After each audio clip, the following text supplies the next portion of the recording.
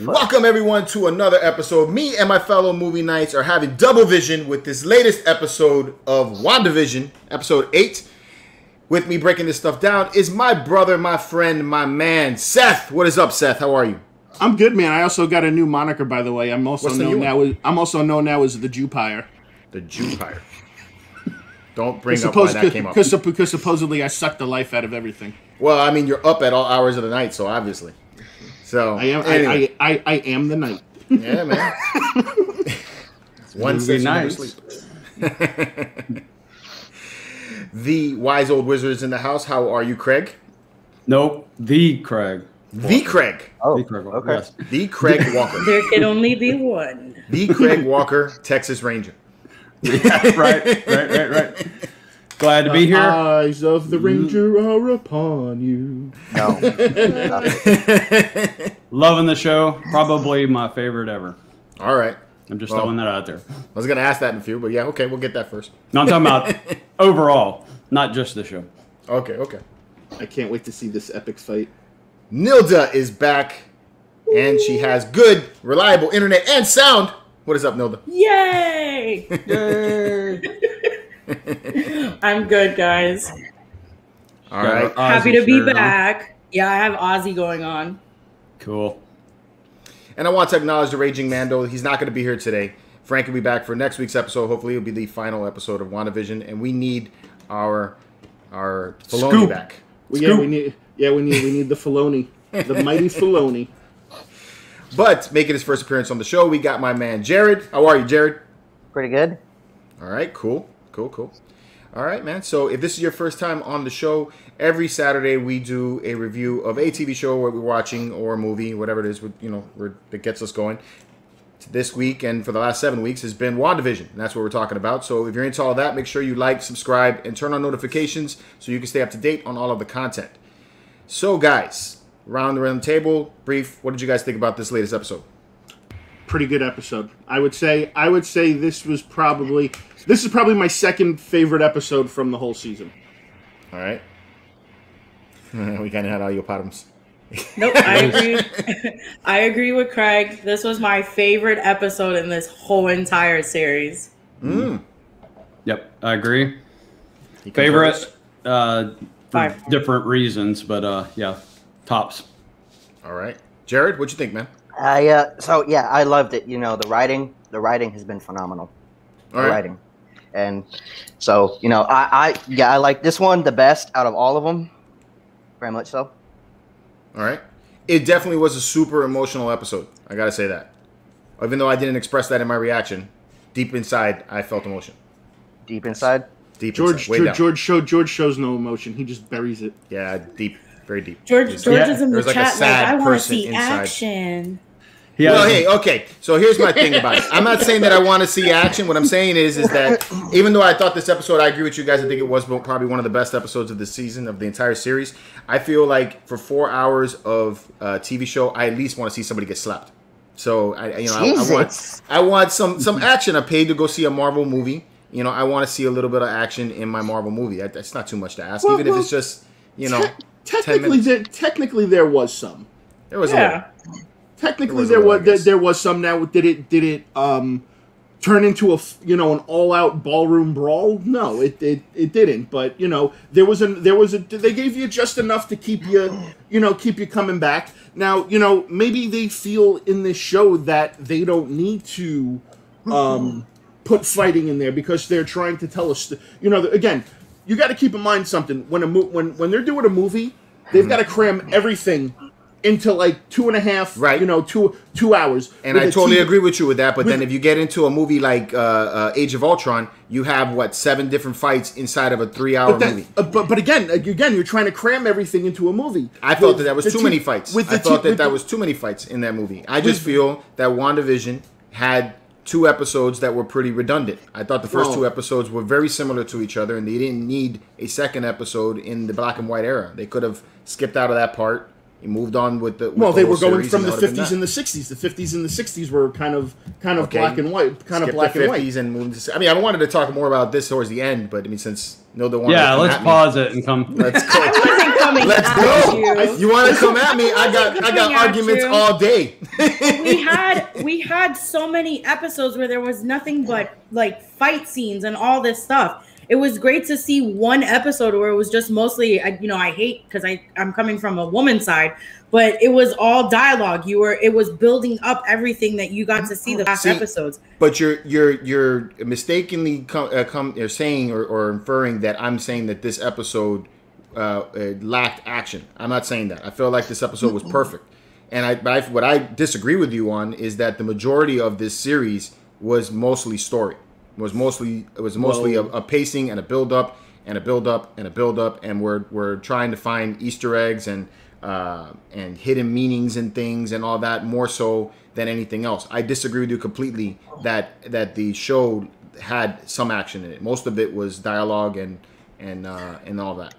Yeah. So, that's my thought on it. And it is. But I just I'm hoping that in this last episode that we're gonna get.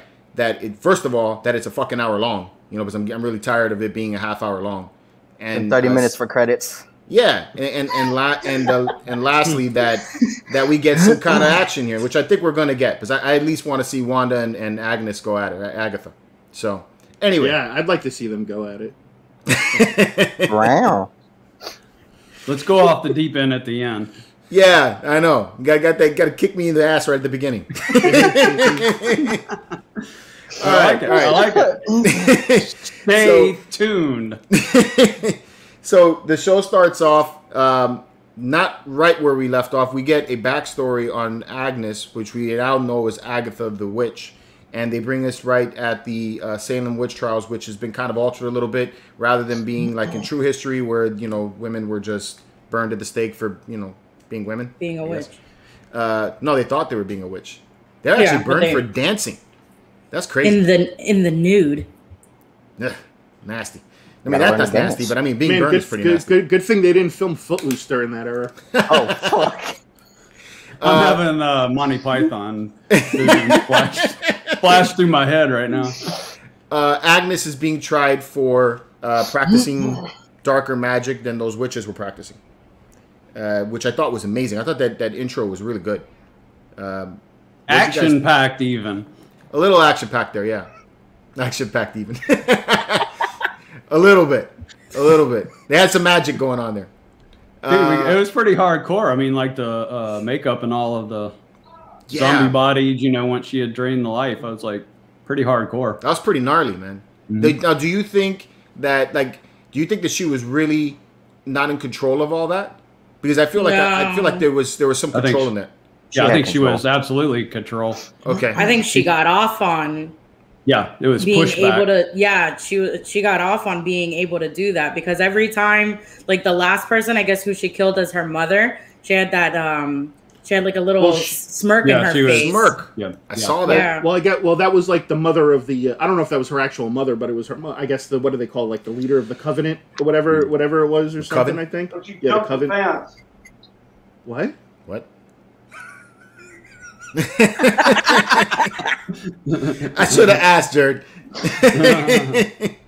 But it could be inferred, I guess, that she realized her powers at that point. That she wasn't sure how powerful she was until, she felt that she could push back, and then she was like Nilda said, that she was like enjoying the wiping them out.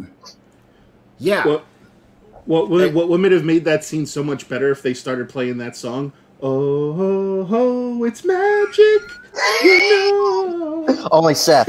Only Seth. That would have been awesome. Yeah. That would have been awesome. That would have, and then she starts blowing up all the other witches. It's funny. Whatever. Yeah. Okay, Seth. All you can eat dicks. Whatever. Yeah. Good job, Seth. Whoa.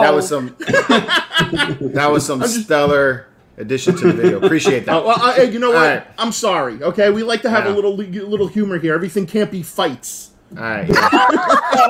I feel you. Go ahead and feel free to interject any of your bad jokes anytime. All right. So anyway, back to the story. I see what you did there. Yeah, I felt like when she told her, stop with the deceptions, you saw kind of like a smirk on her face. you know, right there, which I thought was and she did it subtly, you know. So I thought that was interesting. And then she takes the charm from her after she kills her mom. And then you're brought back right into the present time where she's now talking to Wanda, which I thought that interaction between the two of them, perfect. That was amazing. Yeah. Really stellar performance from both actresses. But the funny thing about that is that she thinks Wanda's an actual witch, but she's not. All right, we'll get to that.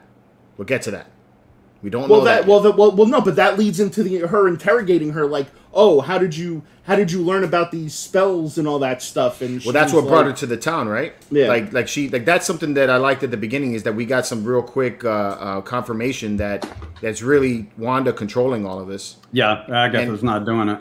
Right, Agatha's not doing it. I love when she you said, guys all thought it was her. Yeah, we thought it was her, right? Like last week we thought, it was her, right? That's pretty. And they even had the music. It was Agatha all along. That song needs an Emmy. And I killed Sparky too, which is true in the Pietro appearing. She killed Sparky, but she's not doing the town. She's just manipulating within it. She was trying to wake Wanda up the whole time. Is basically what she was doing. So I love when she says to her the whole that accent comes and goes. I thought that was great. That was pretty funny. Yeah. So Frankie brought up last week the symbols around the room. Those were runes, right, to keep her from casting any spells against her. Which that can also now be a weakness for both Wanda and for Agatha. So it's a possible way to defeat them. Right. So that's cool. Well, that's not entirely true because she was able to use her spells while she was in there. The person that puts the runes can use the spells. Right. Okay. Yeah. So then how would that affect Agatha then? If Wanda does the same thing, then same thing at a different location. Yeah. In other words, thanks for the tip there to how to take you out. Exactly. So I like that. What we see here is that Agatha, is really drawn to the fact that Wanda has the ability to cast all these spells at once and on autopilot, like how she says. So it means that she recognizes that Wanda's more powerful than her. Mm-hmm. And it looks like she's interested in trying to find out why she's more powerful and what's the trick, why she's able to do this. So the comment she made, kind of, if you read through it, it's like I sensed this mega power and was drawn to it, right? Mm-hmm. That was kind of the inference, yeah.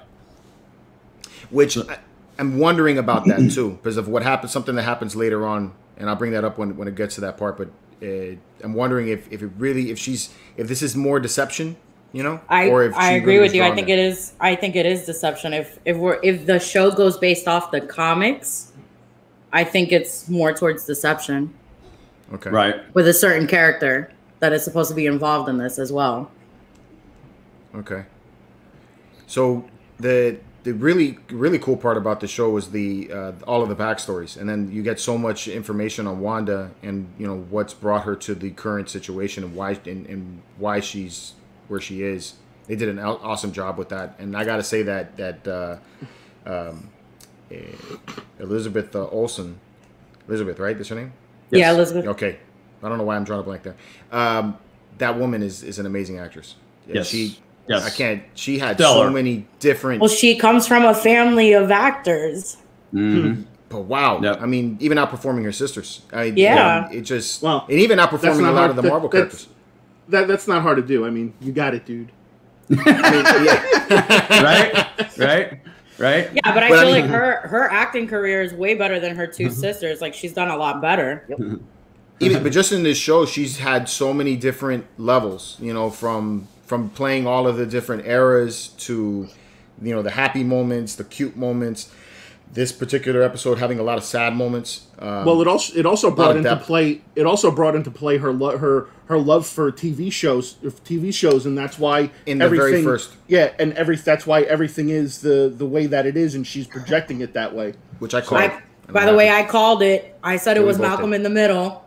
Well, yeah, you did say it was Malcolm in the Middle, but I knew that she had to have watched these shows, and that's what's influencing this reality that she has.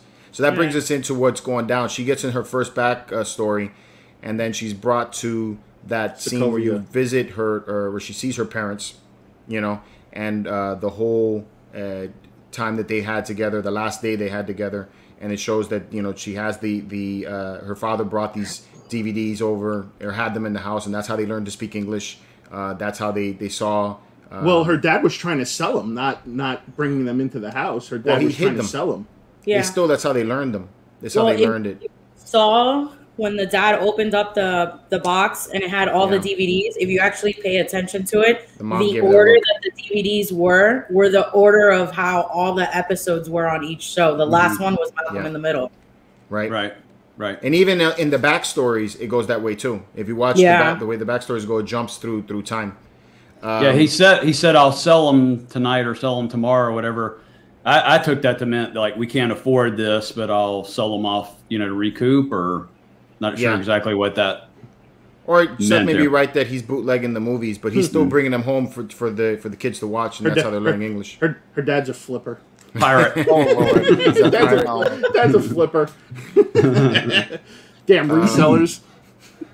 So that scene where she's watching the Dick Van Dyke Show, the music playing, the way she's enjoying the TV show, that gave me a little bit of chills, because I used to watch that show with my grandparents. So for me anyway, I mean that had a lot of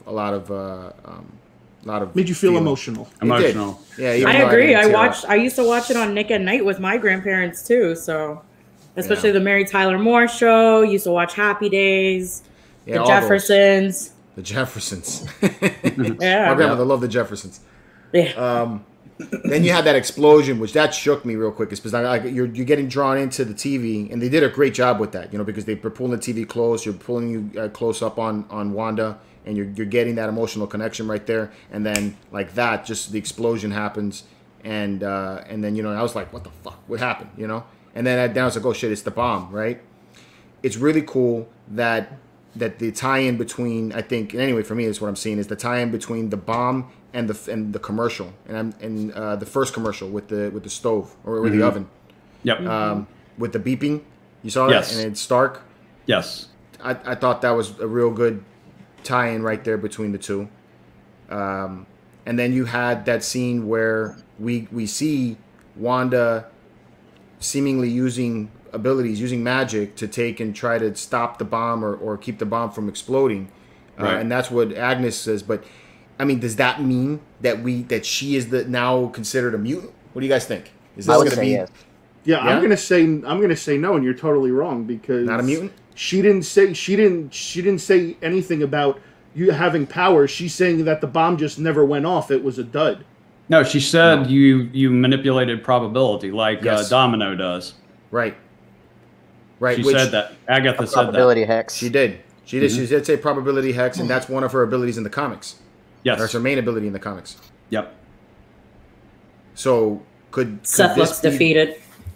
No, I'm just like, she didn't say anything about that. She did.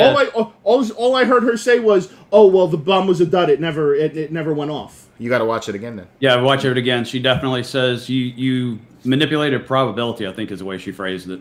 Yeah, and then but then Wanda said, "Well, that wasn't the key." Wanda said that didn't happen. The bomb just never went off. I think Wanda is blocking these memories out of her head as she's gone through time, and this is all like a way of coping with her sorrow, because she lost her parents that day. But again, that doesn't. But then again, you know what? That totally defeats the story that they created in Age of Ultron, because they said that she got her powers from the stone. Well, what they do now is that they're explaining that a little bit further in the next backstory, when then she moves into the Hydra camp, and she now comes in contact with the Infinity Stone. It seems like the Infinity Stones woke up the dormant ability that was inside her that she blocked out. Which is what which is what me and you were talking about yesterday. So my thoughts behind this is that this is very similar to like a Dark Phoenix storyline, you know, where we have X-Men, you know, and in that case, Jean Grey was forcibly had her memories blocked, you know, and then they woke when she came in contact with the Phoenix Force. So I feel like this is even told better than the way X-Men told it. So this is a great type of style like that. That you have a very powerful mutant like that. When we were talking about this yesterday, I actually referred back to Deadpool, because if you refer, like we were saying, like if you refer back to Deadpool, they were saying that, you know, everybody has the mutant gene in them. They just need something to activate it. So that's what happened with, you know, when Ajax was, you know, when Deadpool was being tested on by Ajax, they put him through all those stress things to activate the mutant gene, which it finally happened, and he got his mutant ability. So maybe what you're saying is kind of right, to where the point where she had that interaction with the stone, and the stone unlocked her mutant ability, and that's why she was able to survive it when they said that all the other subjects before that couldn't. Yeah. You guys agree with all that, Craig? Or no doubt she leveled up right there for sure, regardless of. You have gained the power of self-respect.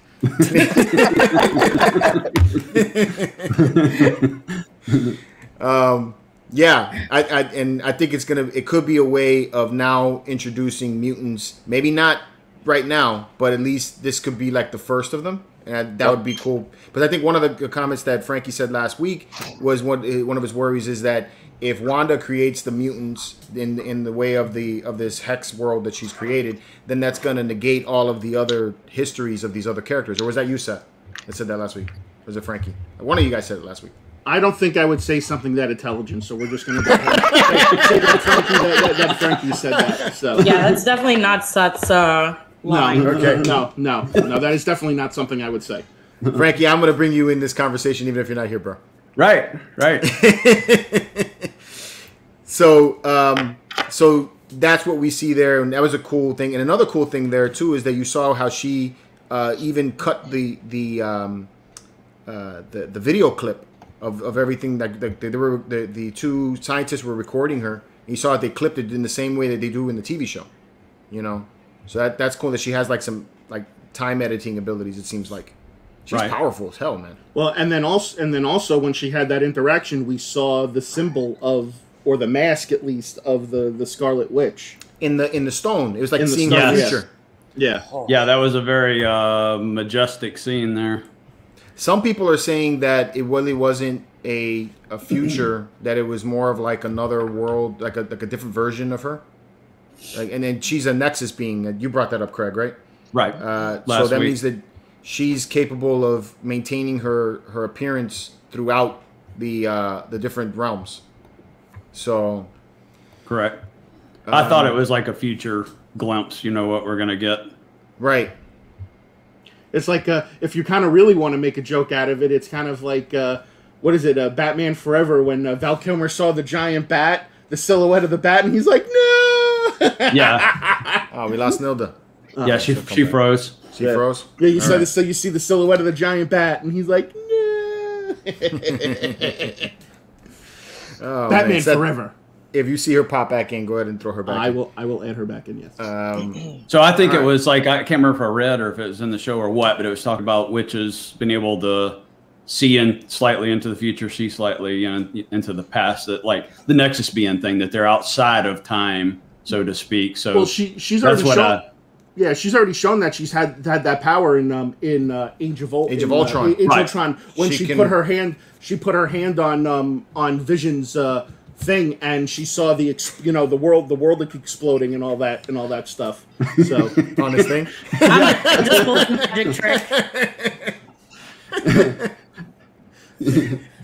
I'm sorry. Sometimes I'm still in high school. You know? Right. You can't say stuff like that. That gives you a whole new meaning to it.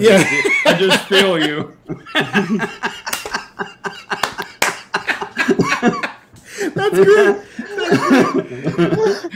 All right, so now this is gonna totally ruin the scene later on. I know, right? Now we just messed it up. But hey, man, actually, I'm loving this conversation. All right, so then we get out of the Hydra time era, and then we move into the Avengers camp. Compound, the compound. Yeah, the compound right after the death of Pietro, and she's having her coping issues, and then we bring in Vision, and Vision goes through the wall, which harkens back to that the beginning of Civil War. when she tells him, you know, what have I told you about? So I thought that was pretty interesting. The conversation between the two was really deep.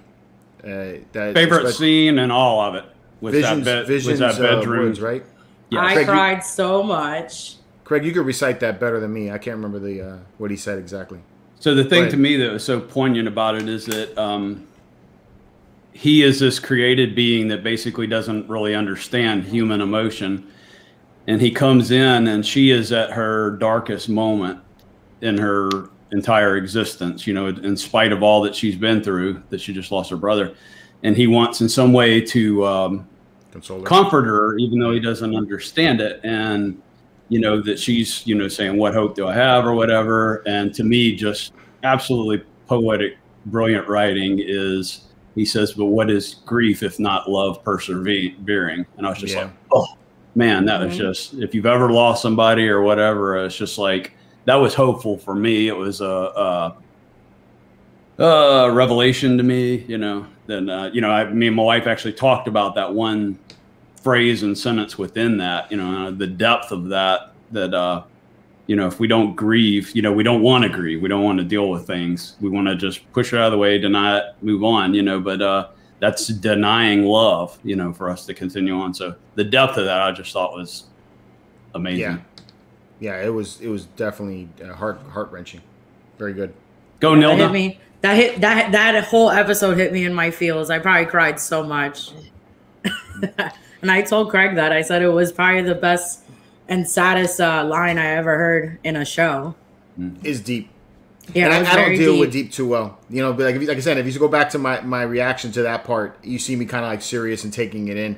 That's exactly what happens whenever I start dealing with grief. I just get real serious. George is sitting there. He's like, "Do I feel or not feel?" My inside me, there's a battle going inside. One wants to cry, and the other one's like, "Don't do it." Like, what is it? What is it from Cloudy a Chance and Meatballs with the cop? He's like, "You pull that tear back up in there." Yeah, exactly. It's like, you get back up in there. What'd you think, Jared?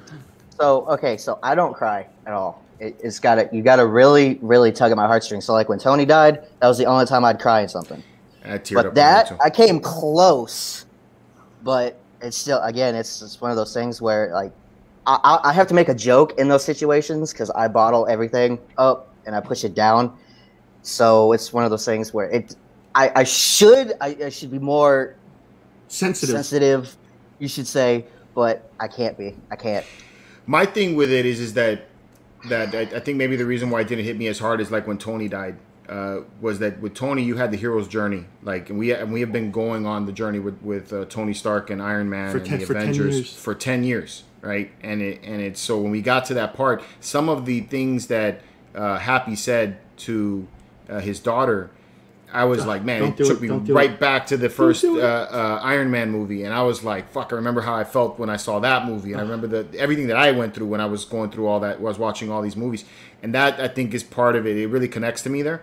When it comes to WandaVision, I feel like since we've really only had this journey with her for the last 7 weeks, it was difficult for me to get to that level, you know. But I still could understand and feel where this was at, you know, where she was trying. Now to hold that thought for the end battle. Only time I ever cried, yes, was at Endgame when Happy's like, "Oh, you hungry? You want something to eat?" And she's like, "I want a cheeseburger." And she's like, he's like, "I'll make you all the cheeseburgers you want." And it's like, I'm just sitting there, I'm like, "You son of a bitch!" Jon Favreau just looks like a guy I want to hug, man. That guy just that big bear. That shit just destroyed me. And like my wife even like looked at me and she's like, "Are you seriously fucking crying right now?"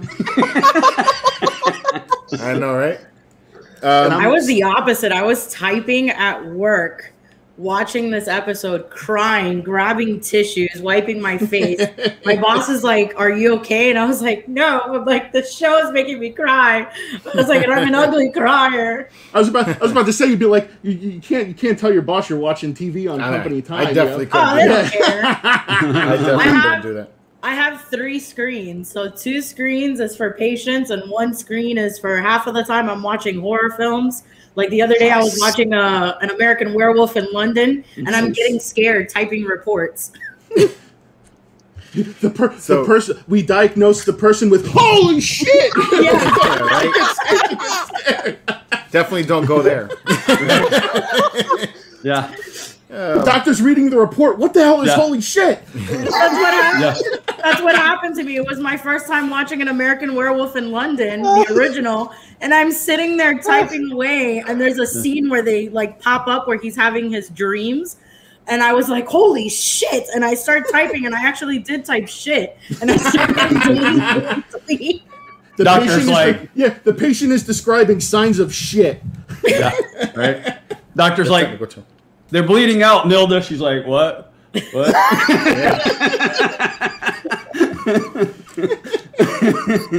That's funny. So, I promise, 0 fatalities have happened since I've worked here.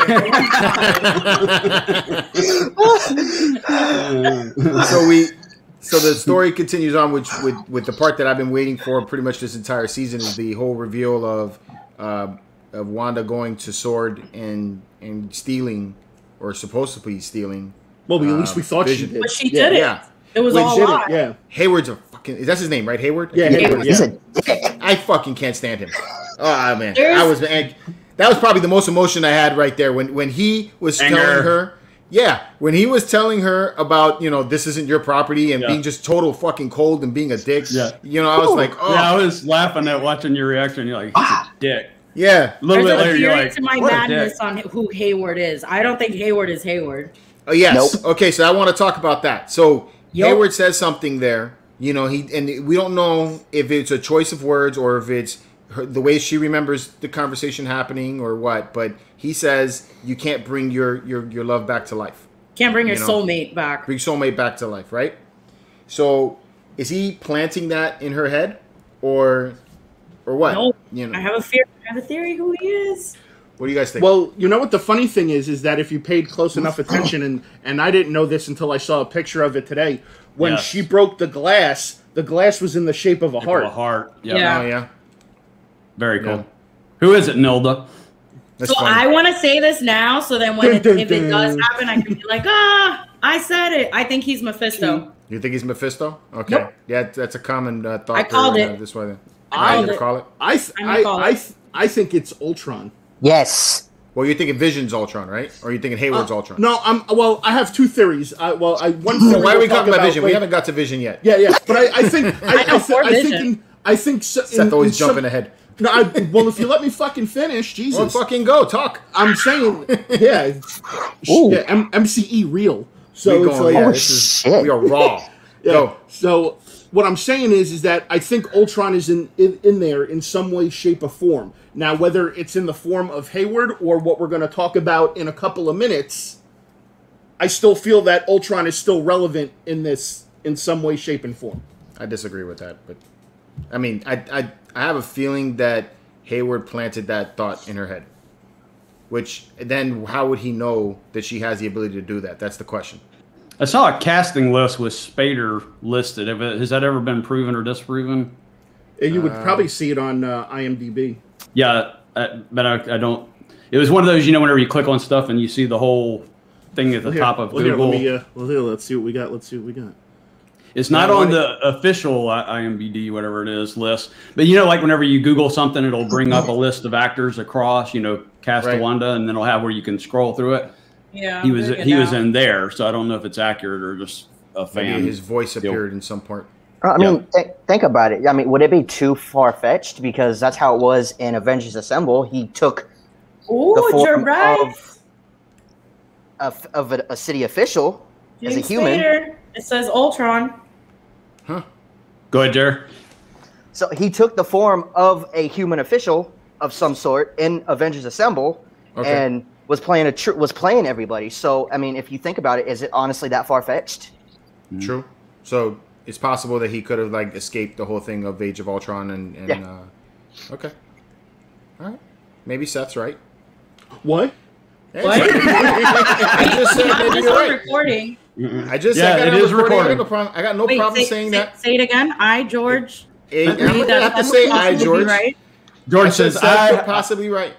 George says I have the power of edit. Exactly. I technically have Wanda's abilities. There's the clip. We'll go on here. All you see is the laughing. You won't see any of this other part that happened. What is it? This world is what you make it. Yeah. So up until this point, Hayward has got us thinking that she stole the body, but she goes down there and then she has this not a conversation, but she says that I can't feel you, which again brings us back to Endgame or Infinity War, where she's fondling his crystal. Well, I also like how Hayward say, "I just can't let you walk out of here with $3 billion of vibranium." Of vibranium, yeah, he says that too. Which then also makes me wonder, how was he able to track a Vision inside of the Hex? He was tracking the vibranium. So she created vibranium inside there. She has the ability to create that. Yes, that would seem like it. Yes, that's pretty cool. So when he said the whole thing, you can't recreate your loved one or whatever it was you quoted just a minute ago, maybe he just thought that in other words, she has not yet done it. Right. So maybe she didn't even know if that was possible. Maybe. Until we get to that. All I know is that dude has to die. I want him dead. Yep. Next episode, in the little bit of action you give me, drop a truck on him. God. Straight up. A truck? Yeah, it works. George is like, someone must die. That's hard. That would be satisfying to me, please. That would be almost as satisfying as King Joffrey dying. Joffrey. Joffrey. He was a dick too. He was a dick. So another phenomenal acting job. Yes, Lizzie. Yeah, with the tears and the mirror image to the mirror where she's talking about the stone. Yeah, that was sad. Said I can't feel you anymore, or I don't feel you. So then here's my thought. Here's where my thought about Agatha and how much she has, or how much is she being deceptive when she says that she came to the town because of this magic force that happened. Wanda leaves the compound, doesn't steal the Vision, doesn't take back Vision. She gets in her car, and then in the passenger seat is this envelope that we find out later has a note to a plot of land that Vision and her, or Vision purchased for her, or Vision and her purchased. That just appeared in the seat there. She seemed to be kind of surprised that it was there and that it was opened. So I feel like somebody sent her there. So was it Hayward that did that? Or was it Agatha that did that? Or was it somebody else? I didn't get the impression it was planted. I thought it was something she was carrying. You thought that she already knew about it? That's what I took away from the scene. I'm not being wrong, but that's what I thought. I feel like somebody made her go there. Like somebody was giving her that, or showing her this, and then she went out there to see what it was. Well, like somebody's manipulating everything. What are you talking about with her going to Westview? Yeah, because what sent her to Westview was that envelope in the passenger seat. The deed to the land. Which the deed that had, the land at the house, which was funny because, Vision, and it said Vision's thing, seeing there, like, we'll build a home together, V. So, which kind of makes me funny. Did Vision actually have any money? Well, technically he could have any money he wanted, right? How could he buy the plot of land? Well, he's worth $3 billion of vibranium. And technically, money's like all digital these days, so he could just transfer funds into. Was he using? He was using. He's Bitcoin. using Bitcoin. He is the fastest computer, right? Or cryptocurrency, whatever it is. He got that Avengers paycheck. Yeah. He did. Avengers. Go ahead. That's funny. And he got the Avengers paycheck, and he chose to buy a plot of land in that town. That town looked like it was run down, man. Right. Well, you also got to keep in mind too that their headquarters was in New Jersey, so maybe he was just trying to find a plot of land that was close to, in case they needed to go to the facility. Yeah, exactly. Close proximity to work, to the convenience. Office. Yeah. He had actually just got his incentive check. There you go. He got his bonus. All right, we took out Ultron. Here's your check. Here's your check. Westview, I think, was feeling the aftermath of the snap, in my opinion. Yeah, dump. Yeah, very, very much run down. I like that we got to see everybody like normal. Even the mailman, we find out it's a pizza guy. Yeah. So that was pretty depressing. And then the other thing too is that the Agatha's home is there, or does she take over that home and build her secret. You know, well, we don't know. layer. Well, we don't. Yeah, well, we don't know that. They didn't specify on that. Mm-hmm. You want to hear something pretty where cool? her children are. Yeah, her children get seen at the end, but where was she hiding them? No. I'm talking about. Didn't Agatha have kids? Or she had one. She had one. She has one. Yeah. Is it the rabbit? I don't know. Yeah, maybe she turned him into a rabbit. But it has the name Thatch. I think is the guy's name. Remember, she also once bit a child. Scratch. Scratch. Because that's why she calls a rabbit Scratchy. Scratchy. Right. My bad. Thank you for correcting me. Mm-hmm. Do you want to hear something cool though that I saw or that I found out is that Agatha's house is actually designed after the home in Bewitched. Oh, cool. Oh, wow. I thought that was kind of cool. So when she said that in my Bewitched dungeon, it really was the Bewitched dungeon. Right. So I thought that's nice. Nice. Yeah. Nod there. So cool. I thought that was kind of cool. So Wanda makes it to the empty plot of land, which is just a husk at this point. You know, the home hasn't been built, and then she, out of grief, creates everything. Something cool there was that the whole way of all of the pieces coming together was similar to a cover on House of M, where you see her creating the realm in the House of M comic books. They all look like little building blocks like that. So I thought that was a neat little Easter egg. Right there. Then, huh? Yeah, there it is.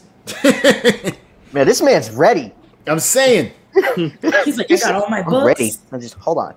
And he's then like, Frankie's not here, so he's got to step up today.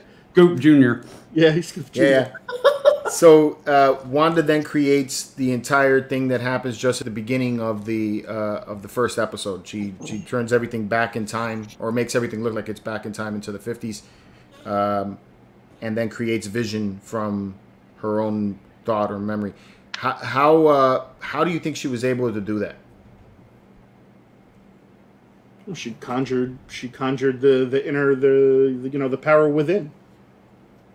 I think when you're upset, that like how women, like if a child is underneath a car and there's stories of like mothers lifting cars up from like, being upset or something like that. I think from her being so completely in grief, I guess all that just came out of her. Her adrenaline kicked in. Yeah, her adrenaline was kicking in. She's been going through a lot of shit since she was a child, through her preteens. She witnessed her twin brother die, then the love of her life dies. After a while when, personally speaking from grief, sometimes after a while when you're holding all that stuff in, it like just comes out of you and you can either be super angry or, she's a superhero. So that manifested into her creating, Vision again. Right. Mm. She got into such a desperate state that she just completely lost all control and losing control. It's kind of like the Hulk thing, the anger turns him into what it is. But I mean, she just was in such it's whenever she's talking to Pietro, talking about, I was just in a blank nothingness. I don't know how all this happened. I think she's actually telling the truth there. Yeah. She doesn't understand how that was within her. She doesn't know who she is. And just the raw emotion of everything poured out of her to create that. I don't think she actually kind of like did it intentionally, but she finds herself in heaven. I like to think that she might have casted a Confungus charm or maybe a Patronus spell. Charm. Just saying. Oh my I have no idea what the reference was. Because it wasn't from anything, so I don't even know where it's from. It was like Harry Potter. He was pretending it to be a Harry Potter. You're a wizard, Wanda. Yeah. He was pretending it to be a Harry Potter reference, except he hasn't seen the movies. I don't do Harry Potter. I have seen the movies. Wow, dude. I have seen the movies. How can you say that? It's not Lord of the Rings. It's not Lord of the Rings. I mean, come on. Am I the only one that likes Lord of the Rings here? No, I love Lord of the Rings. No, they all like it but me. They all like it but me. in high school, so it was great. Jared don't like it. Nope. Vision's unique in all of the creations there of that hex world that Wanda has, because even Agatha states that Pietro, or the fake Pietro, is not. Hilarious. Yeah, I like that. That was pretty funny. But she confirms that he's not something that she created. She found somebody and did some magic on him and made him go to that area. So he's a real person in that area or in the world. So Vision was created and completely from thought, and I'm wondering if it's because her powers come from the Infinity Stone that she was able to bring him back. You know, and he has his own personality. He's all a person in itself, which is cool. So the inference here is that she has God powers to create life. Which is funny too, because here's another thing that I saw, and I can't take this one as mine, but I saw this one on another video. If she has godlike powers, you know, God created the earth and created everything, and on the seventh day He rested. On the seventh episode, she took a rest. She was in bed. Yeah, right. So I thought that was pretty neat. Funny. So after that, you know, we see that now we see that it brings her into like the set, and you know, you see the backdrop. Agatha starts clapping, you know, and then she now understands who she is, and then it brings us outside where she has her kids, you know, in a chokehold, basically, and the biggest name drop, you know, she finally gets named Scarlet Witch, which I thought was awesome, and I thought that was pretty neat. Mm-hmm. Then you have that mid-credit scene. And the mid-credit scene is probably the next biggest thing that had this episode had all kinds of cool shit. Except for fights, right? Except for fights. But it did have a lot of cool story in this. Like I said, I agree with you guys. This is the best episode of the season. So I'm not disagreeing with you all there. George is coming around. Yeah, I'm just saying. George is like, the more we talked it out, the better I feel about it. I think I did say it was one of the best episodes of the season. I'm saying it's great episode. We have that scene now where Hayward, that bastard, that, you know, he lied to us, and he's bringing Ultron back to life using, I guess, the remnant magic that was left on the Stark missile that they tried to fire at her, or the drone. It was the drone. The drone. And then you get the White Vision. And so that's from the West Coast Avengers. Basically, same storyline where a Vision is disassembled and then reassembled, and then he lost his personality, so he has pale white skin. Right. So that was really cool, and I liked that they're bringing in the comic books there. So you know, they're doing a lot of comic book references, which is great. What do you guys think is going to go down in the next episode? You think Vision and Vision are going to have a battle? There's going to be a Vision off. A Vision off? So Bethany, it appears, has trolled us all with the actor that he always, you know, wanted to work with. Right. Is actually himself. It's actually himself. Dude, it was Bethany all along. He needs his own theme song. Yeah. Yeah. I think this is where Ultron's going to come into play. I think if Ultron isn't Hayward, there's somehow they were able to find Ultron's consciousness somehow buried somewhere. Because, again, Project Construct, that's what they were talking about in the earlier episodes. So maybe that's what Project that Construct. Is. Cataract. Oh, Cataract. Was it Cataracts or Construct? Cataract. I thought it was Construct. No, regardless of the fact, I think they found Ultron's consciousness, and they're going to upload it into that White Vision that we saw. And that's why he has the blue eyes. Possibly. That's where you're getting that from, right? Possibly. Okay. Solid theory. I'll neither deny or confirm those allegations. And Jared's on that train of thought, right? Yeah, I like it just because I like Ultron, so you know, I'm biased. Okay. Because we never really saw Ultron die. Exactly. I mean, he exploded. He basically doesn't die. He just exactly goes transfer his into consciousness. Right. But yeah, they cut off his ability to transfer himself. Oh, that's true. He goes into Wi-Fi. Right. They might have blocked him from the Cat 5, but not Wi-Fi. Yeah. Right. Well, no, they destroyed his NIC card altogether. You know, right? And there was no IT support on that floating rock, so they didn't have what is that from Best Buy? Geek Squad. Geek Squad couldn't be called right away to get over there. When Ultron shows up, he should lag like freeze. Yeah.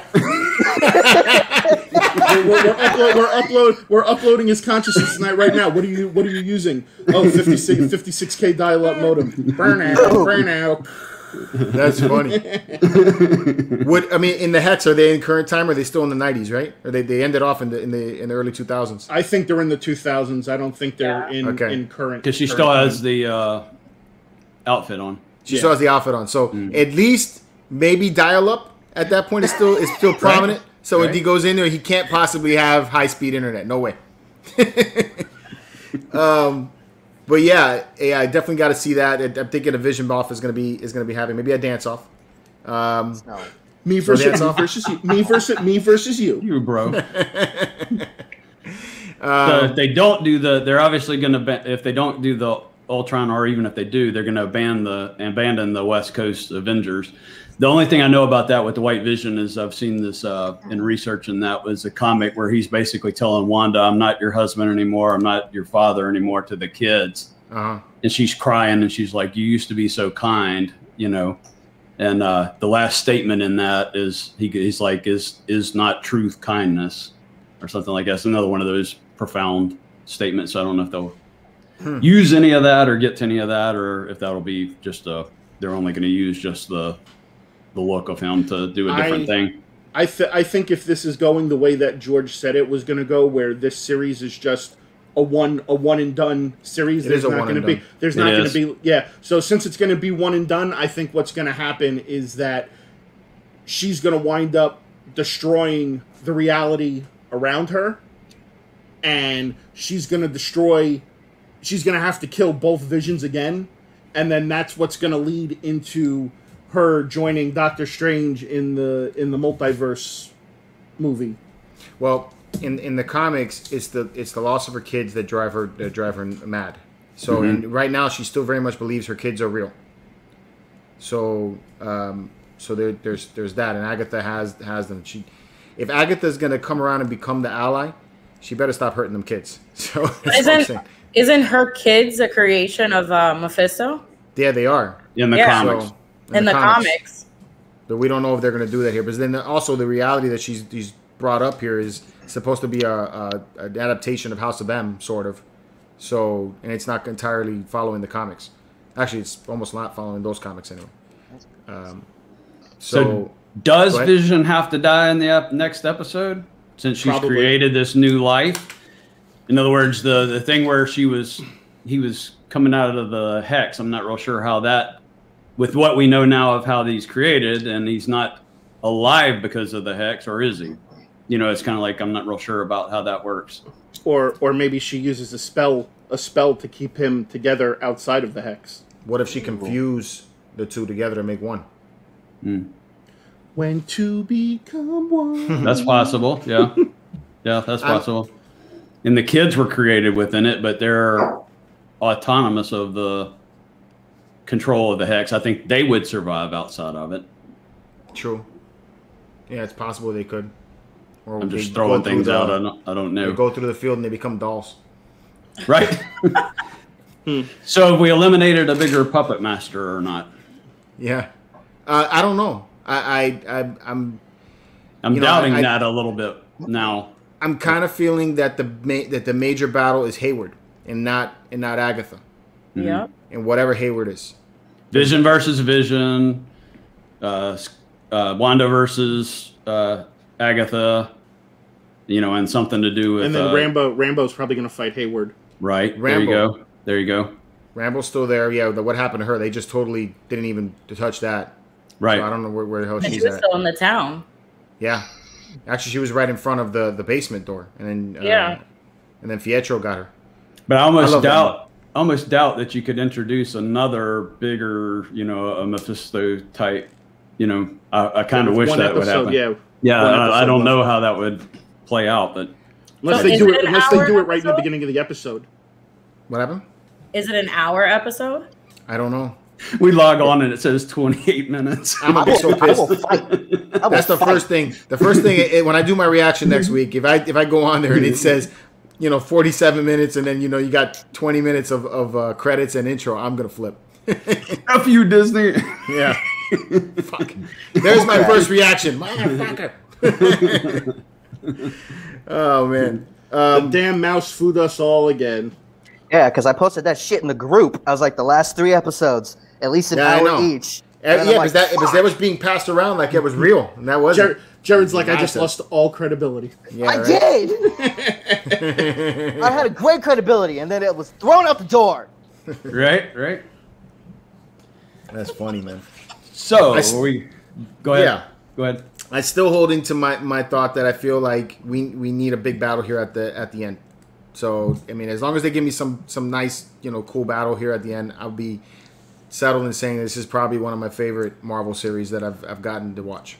I hope they go full Step Brothers, and they give you no fight.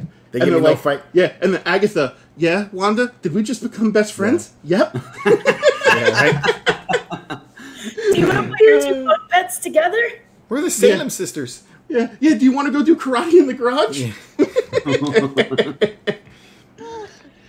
So I've seen a lot of around forum posts, YouTube posts, or whatever.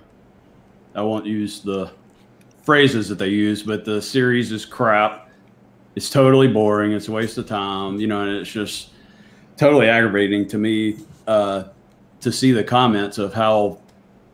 All right, I understand the train of thought that people want Marvel cookie cutter and they expect Marvel cookie cutter. Mm-hmm. What you said earlier, George, I said hold that thought. So you were talking about the feelings that you had when Tony died. That's because he's had a backstory. He's had 3 movies to give you character development, to know who he is, to see him grow, etc. So that is what this is. This is character development of Wanda in this show. That's what it is. So as a writer, this person sat down and said, how am I going to give her something beyond paper thin character development that we've had so far? I was thinking today, literally right before we logged on the show, I was like, when Pietro died in Age of Ultron, I didn't care because the character had no meaning to me. The only thing that made me care about that was Wanda's reaction to it. Her grief and blowing the, centuries away and all. So the writer sits down and he goes, I've got to get from A to Z in this story to get us, where we're going. And okay, we'll have the end battle, but it's not a story of Avengers are happy, Avengers, the bad guy shows up, okay, the heroes struggle, the heroes overcome. It's just not, that's not what it's intended to be. It's intended to be her story of how and what makes her tick. So that right now, as I sit, I care about the character of Scarlet Witch. I didn't previously. If she had gotten killed off, I don't care. Now I do because I go, okay, I understand this person. I've seen this person's grief. I identify personally with the things that she's gone through.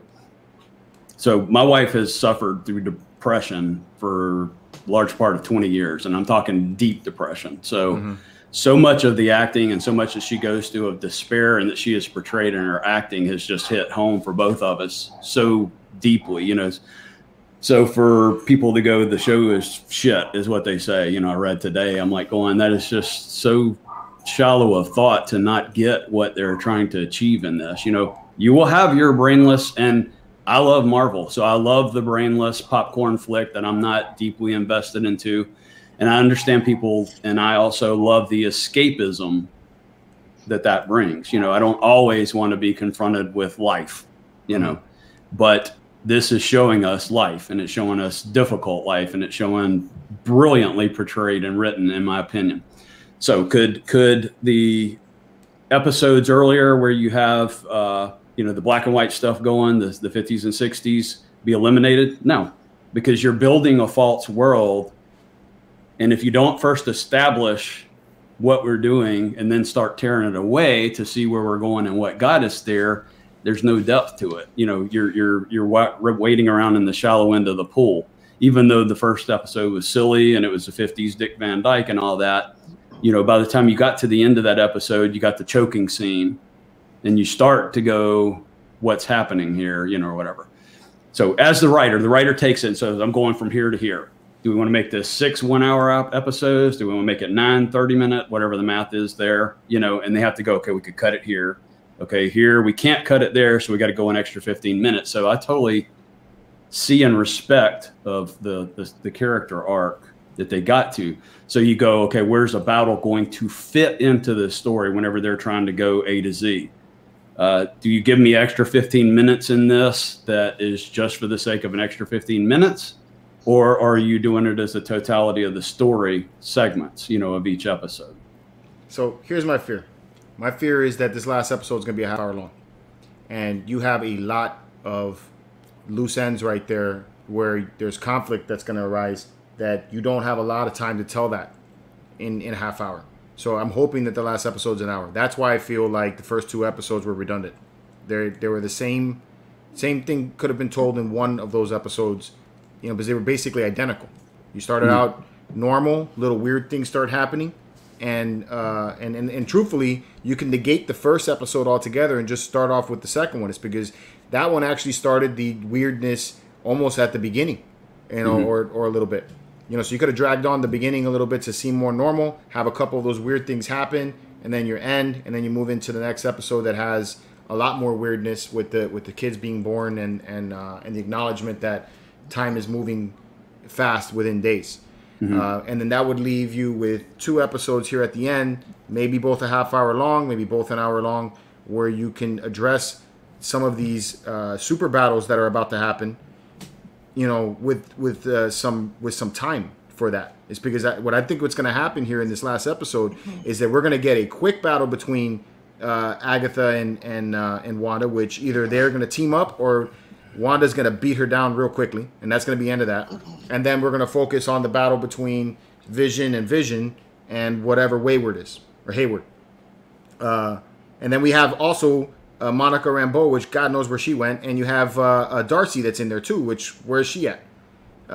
So she's still stuck at the traffic light. There's just so much there that's loose end for a half hour episode, which is why I'm like, if they really give me a half hour episode on this last one, I'm going to flip. They're going to give you a half an hour. They're going to give you a half an hour episode with a 20-minute ensign. Yeah, they're going to give me 35 minutes. George is going to break his TV. Yeah, I don't think they can wrap up all the ends. Yeah, it's a lot. So here's the thing. So too, with good like cinema and TV shows, right? So if you really put everything into it, you could start off the episode going strong and carry it clear up till the very end and wrap everything up. With how? Does that make sense? No. Okay, so like certain movies where the ending is there's like 10-15 minutes left at the very end of the movie, and you're like, how are they going to wrap this up? And then they wrap it up very well in those last 15 minutes or so. Yeah. Serious action pack. Yeah, I exactly. think they got to go at least 45, 50, to get everything that they got to address into it. Yeah, I think so too. Especially if they're going to somehow tie this into the Doctor Strange movie, which I think it may not. It may not. It may just leave you in a place where they can pick up with it, but we might not get a, oh, here's where they're going. You may not get that out of it.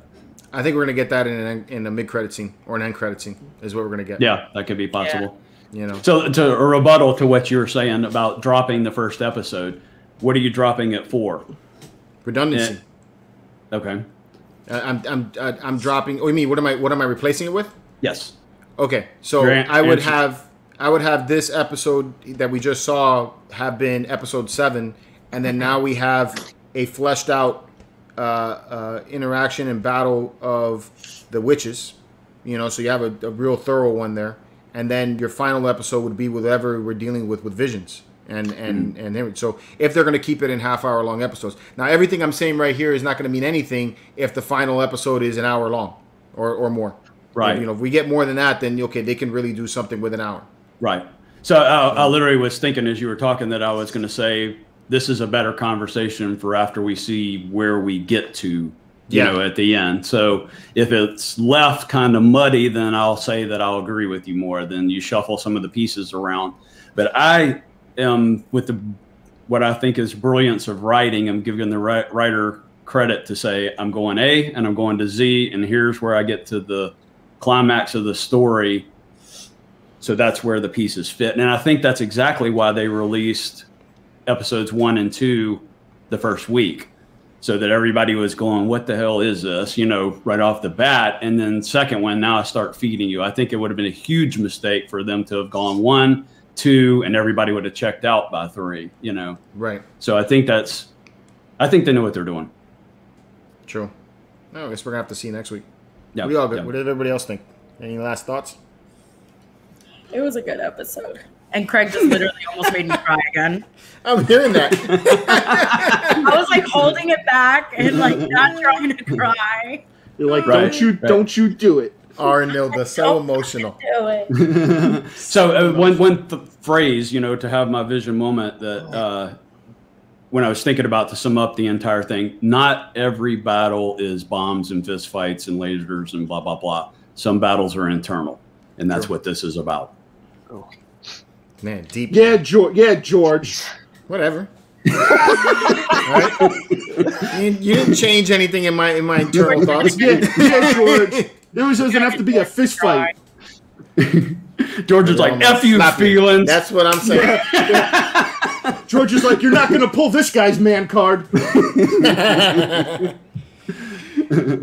Any final thoughts, guys, before I end this? They better not hurt them children's. I'll fist fight somebody. What happens in the comics. Yeah, it does. But it wouldn't fit the story because that's what drives her nuts, and she's already Nuts. on this. Well, they can't hurt the children. It's on Disney Plus. Exactly. So I'm good then. Never mind. They can't hurt the children. It's on Have you Disney. seen some of the one stuff more. that's on Disney Plus lately? One more huge point in all this. So somebody I saw one time called Wanda said, "No, she's just a crazy bitch," in the show or whatever like that. God damn. I know some hardcore things, and I'm like, you're totally missing again the character development here. So you take the depth of her despair whenever she's in that plot of land there, and if you put yourself into her shoes. Now we've already said within this episode that she has the ability to create life, to be a godlike being. If that ability was given to any of us in our despair, would we do anything different than what she's done? I think I would do worse. Because what bad things are going to come to us is what other people do. Okay, I'll control them.